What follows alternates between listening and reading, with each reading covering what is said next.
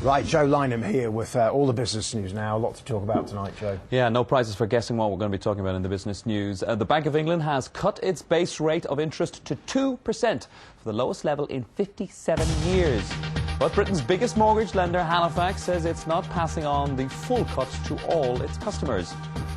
Signs of a deepening economic crisis. Monthly figures show a dramatic plunge in new car sales, and house prices fall by the biggest margin since 1992. And the bosses of America's big three car companies are back in Washington trying to persuade Congress to loan them $30 billion at least. Now, interest rates stand at their lowest level since 1951 after the Bank of England made another deep cut to prop up the British economy. It slashed 1% off the bank rate in a bid to get consumers spending again. The bank's interest rate is now 2%. 6 of the major lenders have said they'll pass on the cut in full to their customers, but the Halifax says it would only cut the standard variable rate by 1/4%. Well, earlier I spoke to Jeff Tressman, the chairman of Punter Southall Financial Management, and began by asking him whether he expected many more lenders to react to these cuts. I think most mortgage lenders will reduce their rates to some extent, some by the full 1%, others by a lesser amount. But don't forget, they are in a real dilemma. They have to attract savers as well as keep mortgages low. So they've got to manage the rights and wrongs for both sides of the equation. And would you say that people will be very disappointed when they see that the largest lender in the land, Halifax Bank of Scotland, they're only knocking 1/4%? They're saying they're weighing up the differences between the savers' needs and the borrowers' needs. As I say, this is a real dilemma because for every winner there's a loser. So we have winners in the mortgage market and we have losers in the savers market. So it's a very difficult balancing act, and it's very difficult to say what's right and wrong. But suffice to say, those people with the Halifax have seen a good 1.5% to 2.5% come off their mortgage rates in the last 2 months. By anybody's standards, that's not a bad reduction. Would you say that the government is disappointed at the speed with which the lenders are cutting rates, given the fact that they have a huge stake in a number of the banks, including Halifax? Well, the government want one thing, i.e. the public image that they're doing something to help us all get through this recession. But in reality, we do need a strong banking system. Otherwise, without that, we're going to have more collapses and more banks going under, and more banks, therefore, having to be saved by the state. So the government may want one thing, but in reality, the banks need to survive. They need to rebuild their balance sheets, get back into profitability, get back to lending to each other, and then hopefully we'll see the economy return to more stable conditions.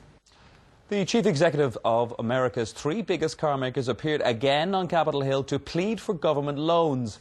After being criticised for taking private jets to Washington last month, this time they all drove from Detroit to D.C. But that didn't earn them much sympathy from a panel of congressmen and women they faced.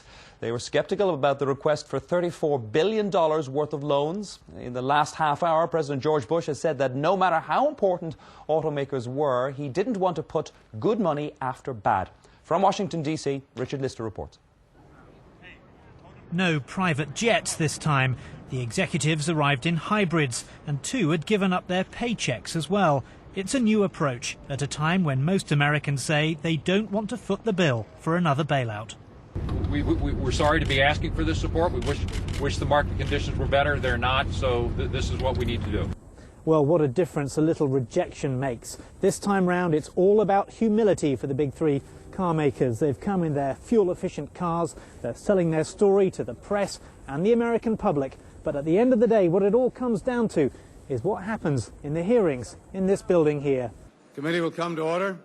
Most here believe America's car makers got themselves into this mess. Some Republicans grumble that interfering with the market would be wrong, but Democrats disagree. My concern with such an approach is that it plays Russian roulette with the entire economy of the United States.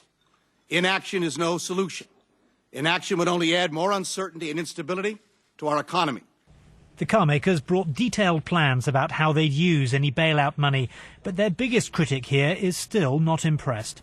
If you made this presentation to get a bank loan, I suspect that any sensible banker would summarily dismiss your request.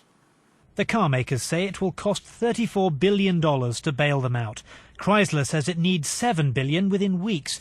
GM wants $18 billion and $6 billion in credit. Ford says it doesn't need a loan, but wants $9 billion as a credit backstop. One witness, though, said that may just be the start. The $34 billion in loans requested by the Big Three will not be sufficient for them to avoid bankruptcy at some point in the next 2 years. They would ultimately need, in my view, somewhere between $75 billion and $125 billion to avoid this fate. No one wanted to hear that, and the clock is ticking. Honestly, we're down to the wire. By the end of this month, we could lose General Motors as a corporation.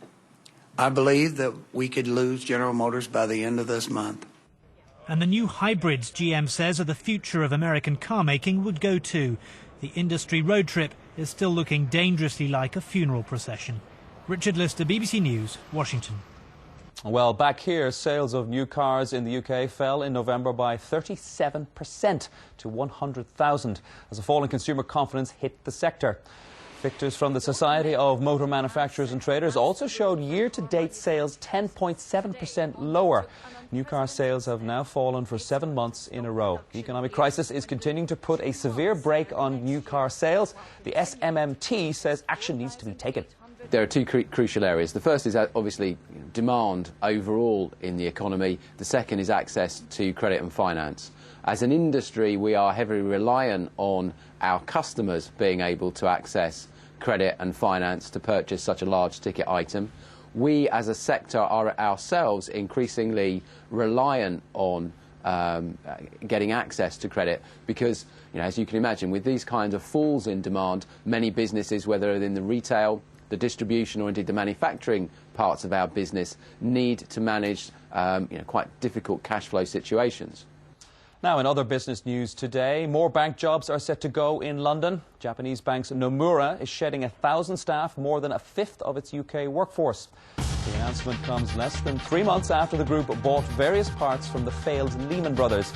Swiss bank Credit Suisse has also announced it's to axe 5,300 jobs worldwide. That's 11% of its workforce.